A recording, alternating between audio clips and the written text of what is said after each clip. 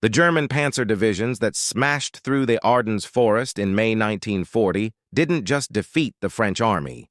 They rewrote the rulebook on modern warfare. Within 6 weeks, France had fallen, and the world watched in disbelief as columns of tanks rolled past the Maginot Line, rendering it utterly irrelevant. The speed was incomprehensible. Towns that had withstood months of siege warfare in the Great War fell in hours.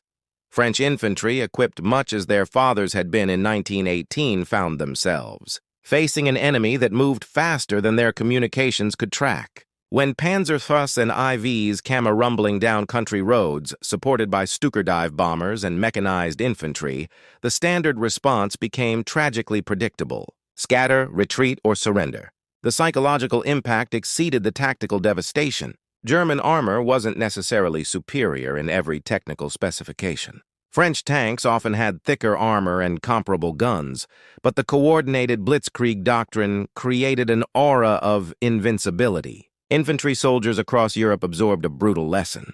When you hear tank tracks, you run. Anti-tank rifles, the standard issue for most armies, proved woefully inadequate against anything but the lightest German vehicles. The British Expeditionary Force, fighting alongside French units, experienced this terror firsthand. Their boys' anti-tank rifles, weighing 36 Lee and firing a 55 in round, could theoretically penetrate 21mm of armor at 100 yards. German Panzer, first arriving in 1940, carried 30mm of frontal armor. The mathematics were brutally simple. At Dunkirk, between 26th May and 4th June 1940, the British Army executed the largest military evacuation in history. They rescued 338,226 soldiers from the beaches, but they left behind virtually all their heavy equipment, tanks, artillery pieces, vehicles, all abandoned.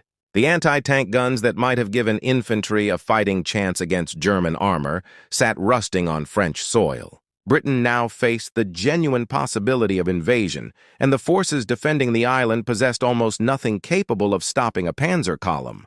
The German High Command began planning Operation Lion, confident that if their forces established a beachhead, British infantry would crumble before their armored spearheads exactly as the French had done. This wasn't mere propaganda, it was based on observed reality. Throughout the French campaign, German tank commanders reported that enemy infantry typically broke and fled when armor approached. The few units that stood and fought were overwhelmed quickly. The Panzers seemed to possess an almost supernatural ability to appear wherever defenders were weakest, exploit gaps, and create panic deep behind the lines. Newser footage from the period shown in cinemas across Britain reinforced the message. Tanks were the new masters of the battlefield, and infantry were obsolete relics waiting to be crushed beneath their tracks. The German tactical doctrine actively encouraged this psychological warfare. Panzer crews were trained to display aggression, to push forward even when tactical caution might suggest otherwise, because they'd learned that bold action often caused enemy formations to collapse without serious fighting. Tank commanders like Erwin RML had demonstrated in France that a relatively small armored force, aggressively employed, could paralyze and defeat a much larger conventional army. The myth of unstoppable armor became self-fulfilling. Soldiers expected to lose, so they ran, which meant they did lose. British military planners studying intelligence reports through the summer of 1940 faced an uncomfortable truth. The Wehrmacht would invade eventually. If not Britain, then somewhere. And when those Panzers came rolling forward, would British infantry stand, or would they break like everyone else? The question haunted the War Office. Creating effective anti-tank weapons became an absolute priority, but this would take time. Engineering resources and solutions to problems that no army had properly solved. Meanwhile, the German armored divisions were only growing stronger. The soldiers evacuated from Dunkirk brought back more than exhaustion and trauma. They brought tactical intelligence that terrified British planners. Infantry officers reported watching German tanks operate with near impunity, rushing aside defensive positions that should have held. The boys' anti-tank rifle, Britain's primary infantry anti-armor weapon, had proven itself a cruel joke. Soldiers nicknamed it the elephant gun, though not affectionately.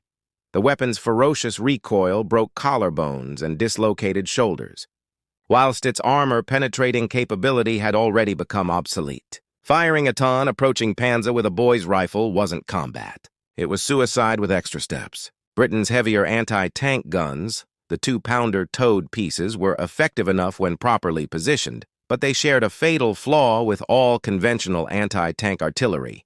They required transportation, setup time, and predictable deployment.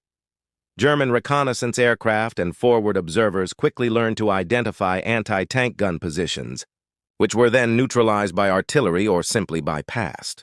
What British infantry needed, what every infantry force in the world desperately needed, was something a soldier could carry, something that could be hidden in a hedgerow or a building, something that could appear from nowhere and punch through German armor before the tank crew even knew they were under attack. The problem was engineering physics. To penetrate tank or more, you needed either a very fast projectile, requiring a powerful gun, which meant weight, or a very large explosive charge, requiring a substantial warhead, which also meant weight. Infantry couldn't carry conventional anti-tank guns. The weapons were simply too heavy, too visible, and too slow to reposition. Several experimental approaches had failed. Sticky bombs, explosives attached to magnetic plates, required soldiers to approach within touching distance of a tank, which proved suicidal in practice. Anti-tank grenades lacked the explosive power to reliably penetrate armor. Molotov cocktails worked occasionally against older tanks, but were hopelessly inadequate against improved German designs. Arriving in 1941, the War Office established specifications that seemed almost contradictory. They wanted a weapon light enough for 1 or 2 soldiers to carry and operate. It needed to penetrate at least 75 mm of armor, enough to threaten any German tank currently in service. The effective range should reach at least 100 yards, giving infantry some standoff distance. It had to be simple enough that conscripts could learn to use it quickly, reliable enough to function in mud, rain, and cold, and cheap enough to manufacture in the thousands. Oh, and Britain's industrial capacity was already stretched desperately thin, producing aircraft, ships, and conventional weapons. Whatever they designed couldn't require exotic materials or complex machining. Multiple design teams attacked the problem through 1940 and 1941-1. Approach used a spigot mortar principle where the projectile fitted over a central rod rather than being fired from inside a barrel. This allowed for a much larger warhead relative to the launcher's size. Another team investigated shaped charge warheads which focused explosive force into a narrow jet capable of burning through armor. The Monroe effect, discovered decades earlier, but not widely exploited, offered a potential solution. A hollow cone of metal lined with explosive could penetrate armor far thicker than conventional explosives of the same weight. The physics involved converting explosive energy into a hypersonic jet of molten metal, reaching temperatures above 5,000 degrees C and pressures exceeding 300,000 per square in. By early 1942, these experimental strands were converging into a single peculiar weapon. Lieutenant Colonel Stuart Blacker, a somewhat eccentric ordnance officer, championed a design that used a massive coiled spring as its propulsion system. Yes, a spring like an enormous mechanical catapult. Chemical propellants were in short supply, controlled substances requiring careful handling and storage. A steel spring could be manufactured in any factory with metal working capability, required no special storage, and couldn't accidentally explode. The idea sounded absurd until you examined the mathematics. A powerful spring wound, tight and released, suddenly could launch a 3 lb warhead with sufficient velocity to be effective at combat ranges. Testing through 1942 showed promise, though promise is perhaps generous. Early prototypes were dangerous to their operators, temperamental, and sometimes refused to fire at all, but they did occasionally punch through armor plate in trials, and that was more than any other man-portable option could claim. The projector, infantry, anti-tank, soon abbreviated to PIAT, emerged from its trials in late 1942, looking like no weapon anyone had seen before. At 32 pounds unloaded, it resembled a metal tube with a shoulder pad at one end and a trough on top for the bomb. The engineering was genuinely innovative, even if the operators would come to hate it. Inside that tube sat a spring weighing several pounds, compressed with such force that cocking the weapon required the operator to lie on their back, place both feet on the shoulder rest, and pull the cocking lever with their entire body weight. Asseldeer pulling on that lever was essentially deadlifting the weapon whilst simultaneously compressing aspering designed to generate enough force to hurl a 3 lb projectile 15 YD. The shaped charge warhead represented the weapon's true genius. The bomb itself measured 9 cm in diameter, far larger than anything a conventional rifle-caliber weapon could fire. Inside the warhead's nose cones had a copper liner shaped precisely into a cone. When the explosive detonated, the physics became almost beautiful in their violence. The blast wave collapsed the copper cone from the outside, squeezing it into a jet that moved at approximately $8,000 mass, about 25 times the speed of sound. This superheated jet could penetrate 75-meter or far more plate at a 90-degree angle. And importantly, the penetration didn't depend on the projectile's velocity. The PIAT bomb could travel relatively slowly and still punch through tank armor, which meant the spring propulsion system could actually work. But the weapon's peculiarities extended beyond its loading mechanism. Unlike conventional guns, the PIAT didn't use a trigger in the traditional sense. When fired, that spring drove a firing pin forward into a shotgun-style primer on the bomb's tail. The bomb launched forward whilst the spring and firing mechanism recoiled backward inside the tube. This recoil automatically recocked the weapon.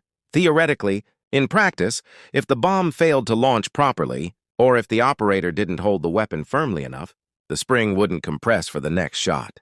And the whole agonizing cocking procedure had to be repeated. The recoil itself was legendary.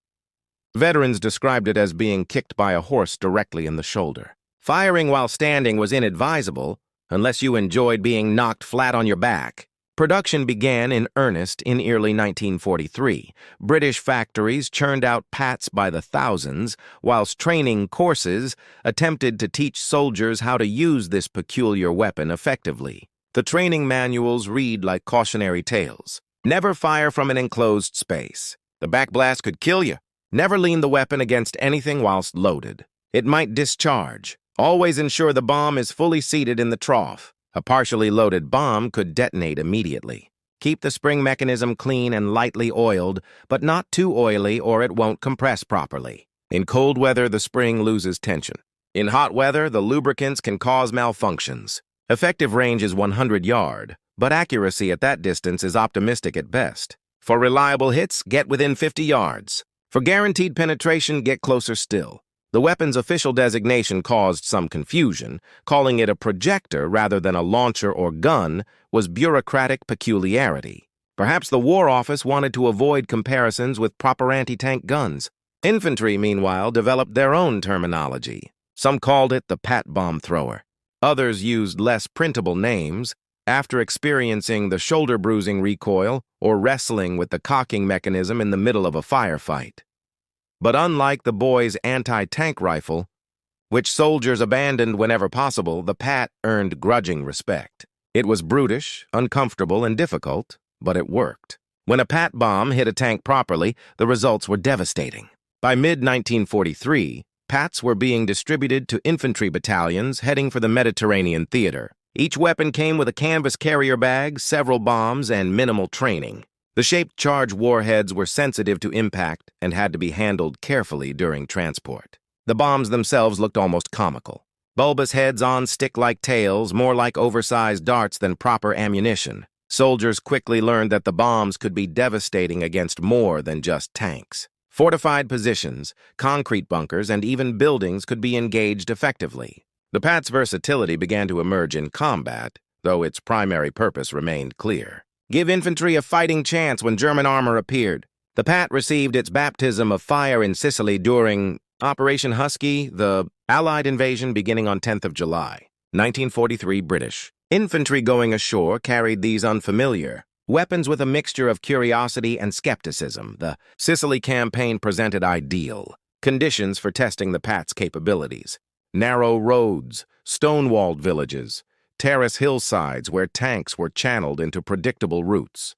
German and Italian armored units defending the island soon learned that British infantry no longer simply scattered when tanks approached. In one engagement near Centuripai, a PIAT team positioned in an alleyway knocked out a Panzer IV at approximately 40 yards. The shaped charge jet punched through the tank's side armor, and the crew abandoned the vehicle immediately. German after-action reports began noting something unexpected. British soldiers were actively hunting their tanks. The Italian mainland campaign that followed provided even more opportunities. The mountainous terrain of southern Italy, with its narrow valleys and winding roads, favored defenders with portable anti-tank weapons. At Salerno in September 1943, British infantry used PIATs to break up several German counterattacks that rallied on armored support. The weapon's ability to be fired from buildings proved invaluable. A PIAT team on an upper floor could engage tanks from above, where armor was typically thinnest. One corporal knocked out a Stowe 3 assault gun by firing directly down onto its engine deck, setting the vehicle ablaze. The German crew, expecting anti-tank guns positioned at ground level, never thought to watch the windows above them. What made the PIAT genuinely dangerous wasn't its technical specifications. It was the tactical flexibility it provided. Traditional anti-tank guns had to be positioned in advance with clear fields of fire, and once they revealed themselves by firing, enemy artillery would target them within minutes. A PIAT team could hide anywhere, wait for the perfect shot, fire once or twice, then disappear into rubble or vegetation before the enemy could respond. The weapon transformed infantry from helpless victims of armored assault into genuine threats. German tank commanders who'd spent years operating with relative impunity against infantry now had to consider that every hedger, every building, every pile of rubble might conceal a soldier with a weapon capable of killing them. The PIATs-shaped charge warhead proved particularly effective against the side and rear armor of German tanks. Panzer IVs carried 30mm of side armor, well within the PIAT's penetration capability. Even the heavier Panther tanks arriving in Italy in late 1943 had vulnerable side armor of 40 to 50mm. A well-placed PIAT shot could disable or destroy any tank in the German inventory if it hit the right spot. The challenge, of course, was getting that shot. Engaging a tank from the front was suicidal. The thickest armor faced forward, and tank crews naturally kept their frontal arc pointed toward likely threats. Successful PIAT teams learned to position themselves where tanks would expose their flanks, at corners, in ambush positions along known routes, or in urban environments where vehicles had to turn frequently. North Africa's desert battles had already ended by the time PIATs arrived in theater, but Thalassans learned their influenced PIAT tactics. Infantry anti-tank teams operated in pairs, one man to carry and fire the weapon, another to carry additional bombs and provide security. The fire needed absolute concentration to line up a shot, leaving him vulnerable to enemy infantry. The second man watched for threats and could take over if his partner was hit. Ammunition supply became critical. Each PIAT bomb weighed over 3 pounds, and a soldier could realistically carry only 3 or 4 in addition to the weapon itself. Once those were expended, the team was effectively disarmed unless they'd cached additional ammunition nearby. The psychological dynamic between tank crews and infantry began shifting through late 1943 and early 1944. German armored units had to modify their tactics. They increased infantry support, used more reconnaissance, and became far more cautious when operating in terrain that favored ambush. British infantry, conversely, discovered they could stand their ground against armor. Officers reported that men equipped with PIATs showed dramatically less tendency to panic when tanks appeared. The weapon wasn't a guarantee of survival, far from it, but it provided agency. Soldiers armed with PIATs weren't helpless, they were dangerous. That psychological shift mattered more than the actual kill statistics. An infantryman who believes he can fight back will behave very differently than one who believes he's already dead. The PIAT gave British soldiers that belief. When the Allies stormed ashore on 6th of June 1944, PIATs went with them. The Normandy Bauge, that distinctive landscape of small fields enclosed by ancient earthen banks topped with dense hedgers, became perhaps the weapon's most famous testing ground. The terrain was claustrophobic, limiting visibility to 50 or 100 yards in many places. Roads became natural killing zones, sunken lanes with steep banks on either side where tanks couldn't maneuver off the narrow tracks. For PIAT teams, this landscape was perfect. For German tank commanders, it was a nightmare that grew worse with every passing day. The German defenders had positioned their armored reserves, expecting to counterattack and drive the invasion back into the sea. SS Panzer divisions, including the 12th SS Panzer Division, Hitler Jugend, and Panzer Lehr Division, moved toward the beachhead with confidence. These weren't the same hastily trained units that had garrisoned France. These were elite formations with combat-hardened veterans and the latest equipment. Their Panzer IV had been upgraded with additional armor. Their Panthers were arguably the finest medium tanks in the world. Their Tiger tanks were mobile fortresses. And yet, as these formations engaged British and Canadian forces pushing inland from the beaches, they discovered something unexpected. The infantry wouldn't run. Outside Caen during Operation Charwood in early July, British infantry battalions defending villages used PIATs to devastating effect. German tank commanders found that advancing down a village street might result in a shaped charge bomb slamming into their flank from a bombed-out building.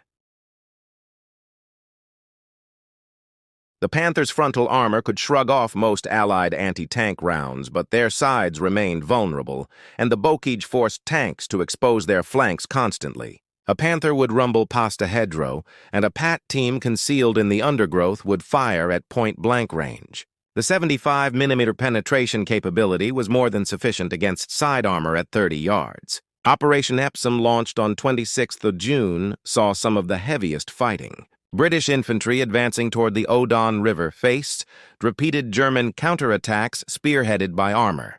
The standard German tactical response, send in the Panzers to break up the attack, met unexpected resistance. Infantry companies dug into the hedgerows, engaged German tanks at ranges where pre-war doctrine said infantry should have already fled. One sergeant near Schirk knocked out 2 Panzer IVs within 10 minutes, firing from a position in a drainage ditch.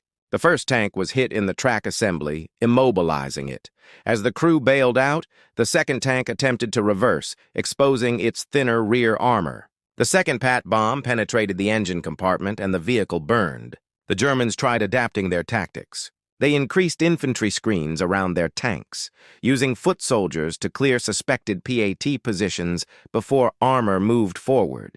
This worked to an extent, but it slowed their advance dramatically and increased infantry casualties. The Blitzkrieg doctrine that had served them so well in 1940 depended on speed and shock. When every hedge might hide an anti-tank team, speed became impossible. Tank commanders who'd been taught to push aggressively forward now found themselves edging cautiously along Norman lanes, expecting ambush at every turn. The psychological advantage had shifted. German tank crews were now the ones experiencing fear. British after-action reports from July and August 1944 document dozens of successful PI engagements. Not every shot resulted in a kill. Shaped charge warheads were sensitive to angle of impact, and a glancing blow might fail to penetrate, but even near misses had effect. The sound of a PAT bomb detonating against a tank's hull was distinctive and terrifying. Crews who survived one hit often abandoned their vehicles after a second, unwilling to wait for a third. The PAT's psychological impact exceeded its actual lethality. German intelligence officers interrogating captured British soldiers specifically asked about the infantry anti-tank projector, trying to understand how many the British had and where they were deployed. By late July, as Operation Goodwood and then Operation Cobra began the breakout from Normandy, PIAT teams had become a standard element of British infantry tactics. Platoon commanders routinely positioned PAT operators at key choke points, much as they would position machine gun teams. The weapons were no longer experimental curiosities. They were essential tools. German tactical reports from this period show a marked change in how their armored units approached infantry positions. They used more artillery preparation, more smoke, more caution. The days of Panzers rolling confidently through infantry defenses were finished. British soldiers armed with their brutal spring-loaded launchers had proven they could stand and fight. The myth of invincible armor born in France 4 years earlier was dying in the Norman hedgerows. Operating a PAT in combat required a peculiar combination of strength, courage, and desperation. The weapons mechanics demanded physical exertion that would be exhausting even without people shooting at you. Consider the sequence. You've just fired your first shot, and the spring has, if you're fortunate, automatically recocked. You now need to reload. The bomb weighs just over 3 dlb and must be placed carefully into the trough on top of the weapon, tail fin first, with the primer aligned precisely with where the firing pin will strike. Your hands are shaking from adrenaline. The tank you've just shot at might be disabled, or it might be traversing its turret toward your position. You have perhaps 15 seconds before that tank's machine guns or main gun turn your hiding spot into a death trap. If the weapon failed to recock automatically, a common occurrence, particularly in muddy or cold conditions, the process became genuinely nightmarish. You must physically recock the spring mechanism, which means lying on your back, placing both feet on the shoulder pad, gripping the cocking handle with both hands, and pulling with your entire body strength while straightening your legs. Veterans describe this as attempting to leg press roughly 200 lb whilst under fire if you were in a confined space, a building, a trench, a hedgerow. This might be physically impossible. Some soldiers reported taking up to 90 seconds to recock a stubborn PIAT, an eternity when enemy infantry were advancing toward your position. The two-man crew arrangement evolved out of necessity rather than doctrine. One soldier, typically the stronger of the pair, served as the firer. He carried the PIAT itself and 1 or 2 bombs. His partner carried additional ammunition, usually 3 or 4 more bombs in a canvas bag, plus his own rifle and kit. The second man's role extended beyond ammunition bearer. He watched for threats whilst the firer concentrated on his target. He identified target priorities if multiple vehicles appeared. He could provide covering fire with his rifle if enemy infantry spotted their position. And critically, if the firer was hit, the second man could theoretically take over. Though in practice, operating a patience that couldn't be instantly transferred, effective range was officially listed as 115 yards, but this was wildly optimistic. The PIAT bomb followed a ballistic arc like a mortar round, not a flat trajectory like a gun. At 100 yards, you were essentially lobbing the bomb toward the target and hoping. Accuracy at that distance was poor, enough that training manuals recommended firing only at stationary targets beyond 75 YD. For moving targets, get closer. Most successful engagements occurred between 30 and 50 yards. Close enough to ensure a hit, but not so close that the tank's machine guns would certainly kill you before you could fire. 50-yard sounds like a comfortable distance until you're watching several tons of steel and weaponry rumbling toward you at 15 mm. You have perhaps 10 seconds to aim and fire. Your shoulder already aches from the previous shot's recoil.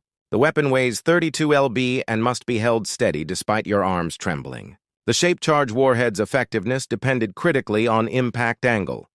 Strike the armor at 90-degree perpendicular, and the copper jet would penetrate with maximum efficiency. Hit at an oblique angle, and the jet might glance off or fail to penetrate completely. This meant waiting for the perfect shot rather than firing as soon as the target appeared. A tank approaching head-on presented its thickest armor and the worst angle. Wait for it to pass, exposing its side. Better yet, position yourself where the tank must turn, momentarily stopping and presenting a stationary target with vulnerable side armor. This required understanding tank tactics, terrain, and timing. It required nerves that most humans don't naturally possess. The physical toll on PIAT operators was substantial. The recoil caused shoulder bruising that veterans described as resembling severe impacts. After firing 4 or 5 bombs in quick succession, your shoulder might be so badly bruised that lifting the weapon became agonizing. Some soldiers developed techniques to distribute the recoil, firing from prone positions, bracing the weapon against solid objects, but every shot still delivered a punishing blow. The cocking mechanism caused its own injuries. Soldiers reported pulled muscles, strained backs, and in some cases, hernias from repeatedly operating that vicious spring. The weapon demanded you be in peak physical condition. Yet it was being operated by men who might not have eaten properly in days, who were exhausted from continuous combat, who carried 60 pounds of kit in addition to the PIAT itself. Yet for all its brutality, the PIAT worked. That's what kept soldiers using it despite the discomfort, despite the danger, despite the physical punishment. When that shape charge warhead connected properly with a Panzer's side armor, the results justified everything. The jet of superheated copper would punch through steel, and the pressure wave inside the tank would kill or maim the crew, ignite ammunition, rupture fuel tanks. A successful PIAT shot meant one less tank trying to kill you. The village of Verkage on 13th of June 1944 became one of the PIAT's most famous proving grounds, though not in the way anyone expected. The 7th Armored Division, the famed Desert Rats, had pushed forward aggressively, attempting to outflank German positions around Caen. They encountered SS Oberfuhrer Michael Wittmann in his Tiger, one tank who proceeded to single-handedly destroy roughly 14 British tanks and numerous other vehicles in a matter of minutes. It was a disaster, but amidst the chaos, a single PAT team managed something remarkable. Sergeant Stan Lockwood, positioned in a building along the main street, fired at Wittmann's Tiger from approximately 30 yards. The bomb struck the Tiger's side and detonated, though it failed to penetrate the heavy armor. The impact was sufficient, however, to convince Wittmann to withdraw temporarily. That PAT shot didn't kill the Tiger, but it demonstrated that even the most fearsome German tank wasn't invulnerable to determined infantrymen with the right weapon. During Operation Epsom around the village of Gravel-sur-Odon on 27th of June, Corporal Edward Chapman's PAT team achieved the sort of engagement that training manuals described, but soldiers rarely experienced. His position, concealed in a destroyed farmhouse, overlooked a junction where German counterattacks had to turn their tanks. A Panzer IV approached the corner, slowed to navigate the turn, and exposed its side armor at approximately 40 yards. Chapman fired, and the shape-charred jet penetrated just below the turret ring. The tank stopped immediately, smoke pouring from the hatches. As the crew bailed out, a second Panzer IV appeared, following the same route. Chapman's loader had already positioned another bomb.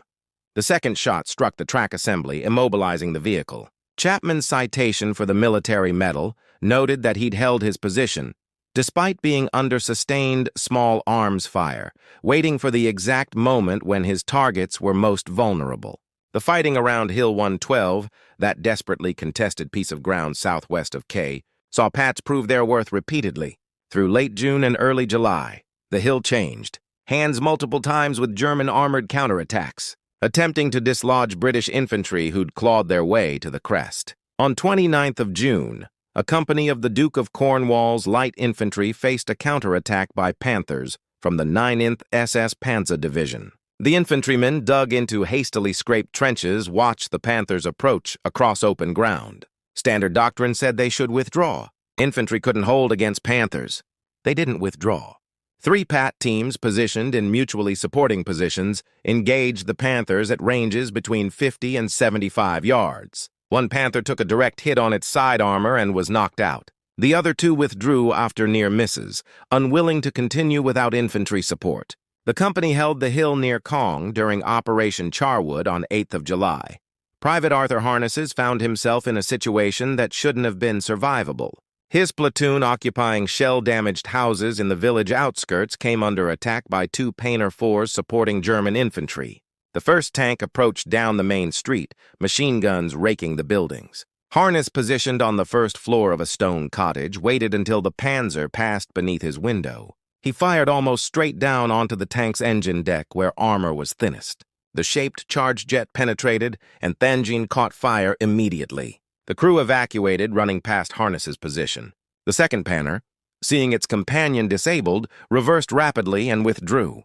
Harness's after-action report noted that he'd been absolutely terrified throughout the engagement, but couldn't think of anything else to do except fire the weapon. These documented engagements share common elements. The PAT teams achieved success by using terrain, patience, and understanding tank vulnerabilities. They didn't engage from maximum range. They waited for targets to come closer, to expose weak points, to commit to routes they couldn't easily reverse from.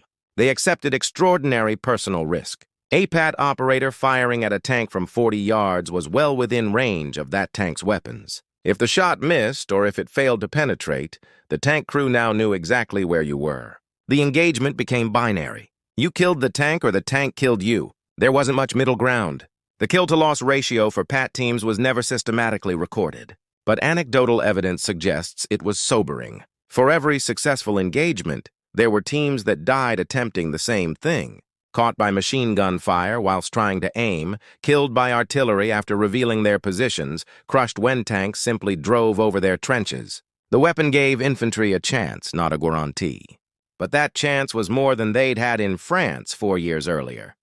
The soldiers using PATs in Normandy weren't superhuman. They were ordinary men, often conscripts, doing an extraordinarily dangerous job with an ungainly weapon. What made them remarkable was that they did it at all. That when German armor appeared, they picked up their brutal spring-loaded launchers and fought back instead of running. The PIAT never achieved legendary status in the way some weapons do. It wasn't sleek or elegant. It didn't appear on propaganda posters. Soldiers didn't write home about their affection for it. Yet its impact on armored warfare psychology exceeded what its modest technical specifications might suggest. The weapon's true achievement wasn't the number of tanks it destroyed, though that number was substantial, but rather what it did to the calculus of armored operations. Before the PIAT's widespread deployment, German tank commanders operated with the assumption that infantry posed minimal direct threat to their vehicles. After Normandy, that assumption died. Every building, every hedger, every pile of rubble became a potential firing position for a weapon that could kill you. The shift manifested in German tactical doctrine through 1944 and into 1945 armored. Units that had previously operated with aggressive independence now required substantial infantry support.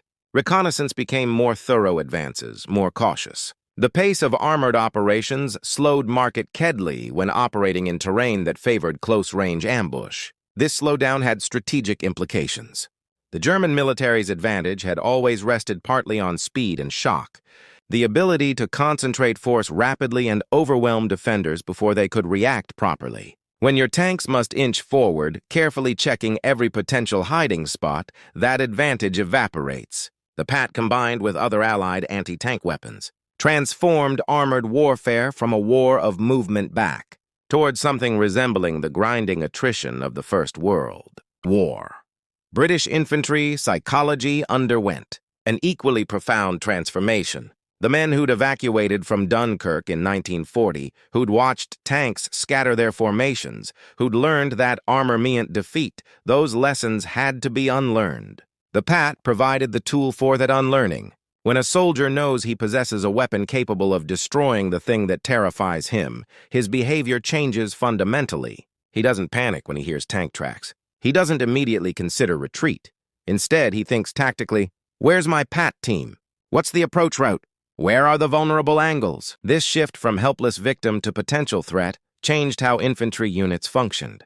Commanders could position troops in locations that would have been untenable in 1940. Knowing that even if enemy armor appeared, the position could be defended. The weapon's influence extended beyond the British Army. American forces observed PIAT operations in Normandy and accelerated development of their own bazooka variants. The shaped charge principle that made the PIAT effective became standard for infantry anti-tank weapons worldwide. Post-war Soviet designs incorporated lessons learned from captured PIATs. The modern rocket-propelled grenade, the anti-tank missile systems that define contemporary infantry anti-armor capability, all trace their conceptual lineage back to weapons like the PIAT proved infantry could carry effective anti-tank weapons into combat. The PIAT remained in British service until the early 1950s, gradually replaced by more modern designs like the American bazooka and eventually the British's Inurga anti-tank rifle grenade. By the time it was retired, the PIAT had become almost an anachronism, that peculiar spring-loaded launcher from the desperate years when Britain was improvising solutions to existential threats. Veterans who'd used the weapon in combat had mixed feelings about its retirement. Relief certainly that they'd never have to wrestle with that cocking mechanism again, but also a grudging respect for the ungainly thing that had given them a fighting chance when fighting chances were in short supply. The statistical record of PIAT effectiveness remains incomplete. British Army records document hundreds of successful engagements, but the chaotic nature of combat meant many actions went unrecorded. A PIAT team that knocked out a tank and was then killed by artillery fire might never appear in official tallies. Conservative estimates suggest PIATs destroyed or disabled several hundred German armored vehicles across all theaters from 1943 to 1945. More importantly, they forced thousands of tanks to withdraw, to take different routes, to operate more cautiously. The tanks that never advanced because a PIAT team might be waiting, those don't appear in any statistics, yet they represent the weapon's truest measure of effectiveness. Perhaps the PIAT's ultimate legacy is what it represented about British military adaptation. In 1940, the Army had been humiliated, evacuated, stripped of equipment and confidence. 4 years later, that same army was defeating the Wehrmacht in close-quarters combat and doing it partly through sheer bloody-minded determination to develop weapons that could level the battlefield. The PIAT wasn't the best anti-tank weapon of the war. The German Panzer was more effective, the American bazooka more reliable. But the PIAT was Britain's answer to a problem that had seemed unsolvable. And it worked well enough when it mattered most. The men who carried it into combat, who endured its bruising recoil and vicious cocking mechanism, who stood their ground when Panzers approached, they transformed infantry warfare. They proved that tanks weren't invincible, that infantry wasn't obsolete, that courage and a sufficiently powerful spring could change the outcome of battles. The Germans expected British infantry to run from Panzers. Instead, they pulled out PIAT launchers and fought back. That decision, repeated thousands of times across European battlefields, helped win a war.